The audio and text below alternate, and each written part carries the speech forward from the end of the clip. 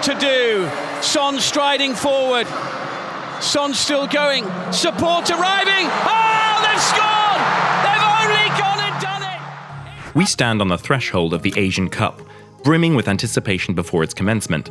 South Korea emerges as the favoured contender this time, exuding enthusiasm to claim victory. However, uncertainties loom. Despite the coach's confidence, the team is not devoid of issues, with controversy encircling their striker and the overall team dynamics. Let's take a look. South Korea, a dominant force in their region, demonstrated their prowess by reaching the semi-finals of the 2002 World Cup as co-hosts. However, despite their past glories, they haven't secured the continental title since their triumph in 1960. Since assuming the role of manager in February, Klinsmann's tenure has been a blend of successes and setbacks. Initially, he grappled with 5 winless games, but swiftly turned the tide, securing 3 consecutive victories. Expressing his aspirations, the esteemed German emphasized his unwavering determination to clinch the Asian Cup title, as the tournament, postponed due to the pandemic, gears up for a January commencement. "I am adamant about our goal, winning the Asian Cup," declared the former Germany and United States head coach to the press. He firmly rejected notions of uncertainty, stressing a clear intent to seize victory rather than settling for tentative aspirations of making it to the final stages. South Korea enters the upcoming Asian Cup as one of the favorites, bolstered by a lineup boasting renowned talents such as Tottenham's Sung Hyun-min, Bayern Munich's Kim Min-jae, and Paris Saint-Germain's Lee Kang-in. The Taeguk Warriors, after suffering defeat to Australia in the 2015 Asian Cup final and an untimely exit at the hands of Qatar in the quarter-finals 4 years later, found themselves facing a challenging narrative. Klinsmann, acknowledging the weight of expectations from supporters, confidently stated that it's only natural for fans to anticipate a championship victory from his team. He willingly shouldered the responsibility, acknowledging that the blame would squarely fall on him if they fall short of the desired outcome. "We have to aim for the highest goal, and if we don't reach it, then it's the fault of the coach. No problem," he articulated. "But you have to set the goals, clear goals. This is what we will do." South Korea commences their 2026 World Cup qualifying journey on home turf against Singapore, followed by a subsequent match against China 5 days later, amidst a challenging draw that includes Thailand in the second round of Asian qualifiers, constituting one of the most demanding groups. Klinsmann disclosed his travels to Singapore to scout their initial opponents, underscoring the necessity for his players to adopt a serious and professional demeanor. "You have to have a very professional mindset to go through World Cup qualifying, even if you have more slots available," he said. "It would be the wrong way to look at it." Despite facing criticism for his managerial approach, particularly accusations of not fulfilling a promise to relocate to the country and spending more time in California than South Korea, Klinsmann defended his methodology. He pointed out that a significant 70% of his players were based in Europe and asserted his stance, asserting that he wouldn't alter his working style. "The KFA knew that I would go back and forth. They knew that I look at my work from an international perspective and not from a domestic," he said. "I'm not a K-League coach, I'm an international coach." But not everything was great for the coach, as recently he had to deal with some pretty troubling news for his team. South Korea finds itself embroiled in a tumultuous situation, as striker Hwang Ui-jo faces suspension from the national team merely 7 weeks before the Asian Cup due to an ongoing police investigation. Allegations surfaced claiming that Hwang illicitly recorded a private encounter with his former partner and subsequently shared the video on social media, an accusation vehemently denied by the Norwich City forward.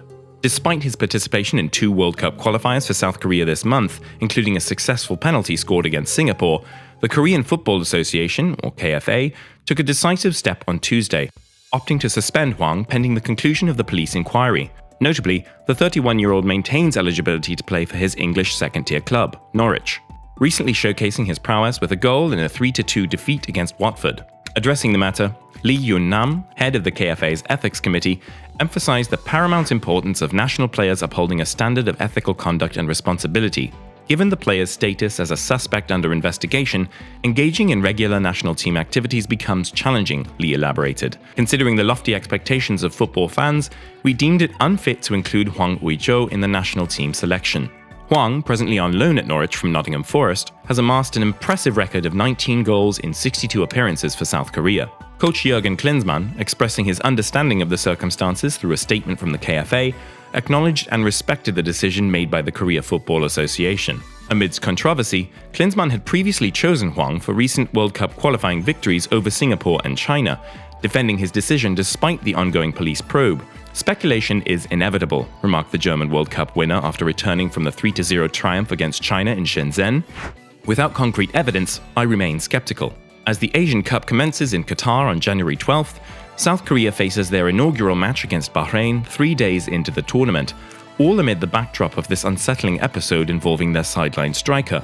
But that's not all the controversy surrounding South Korea. The Korea Football Association, or KFA, asserted that the market's support and an unorthodox offensive approach from Middle Eastern nations aspiring to claim a leading role in Asian football significantly swayed the decision to grant Qatar the rights to host the 2023 Asian Cup. The Asian Football Confederation, or AFC, Executive Committee opted to designate Qatar as the replacement host for China, outdoing competitors South Korea and Indonesia for the tournament bid.